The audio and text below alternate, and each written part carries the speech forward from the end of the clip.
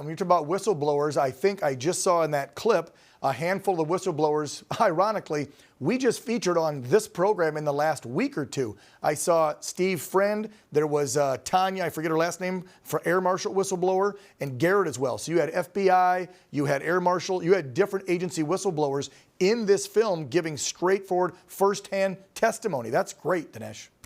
Yeah, because sometimes people think it's only the FBI, but the FBI is a small part of a much bigger police agency apparatus. DHS, which is Department of Homeland Security, is more than 10 times bigger than the FBI, and they're very involved in censorship and political targeting and so on. So this is all unfurled in the movie, and it's one thing to talk to someone about it if I'm telling them on my podcast, but it's another thing to show it, to bring it home to them cinematically, and that's what a film, I think, can do very powerfully. Yeah, and when you hear it from the horse's mouth, that got me. When we had those whistleblowers on here, asking them probably similar questions you're having them discuss in the film, and they're telling me like, oh, well, in the FBI, we almost like, state troopers out there have a weekly or a monthly quota, give out a certain number of speeding tickets to keep that office open on the certain stretch of highway.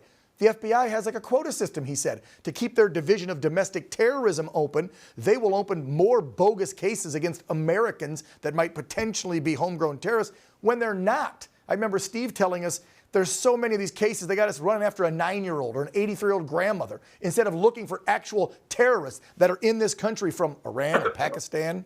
I mean, come on.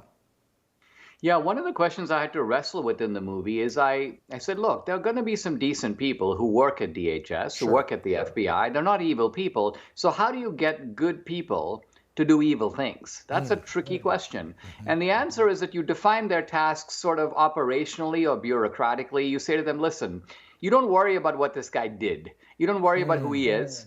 Our job is merely to apprehend him. We're going to let the courts sort the rest of it out. So your job is to show up early in the morning, kick in the door, grab this guy. Yeah, it's kind of humiliating. You pull him out of his house. His neighbors come and gawk at him.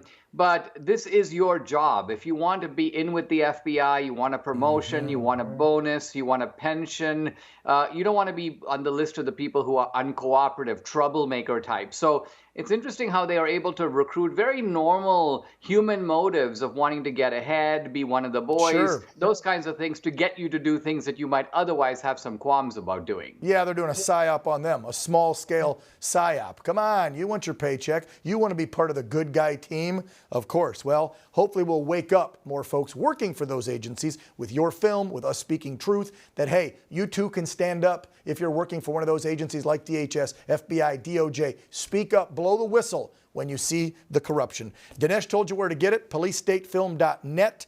Congrats on the success. Keep that film going so people see exactly how our tax money is being used against them in the form of weaponizing these alphabet agencies. Dinesh, God bless you, brother. Take care.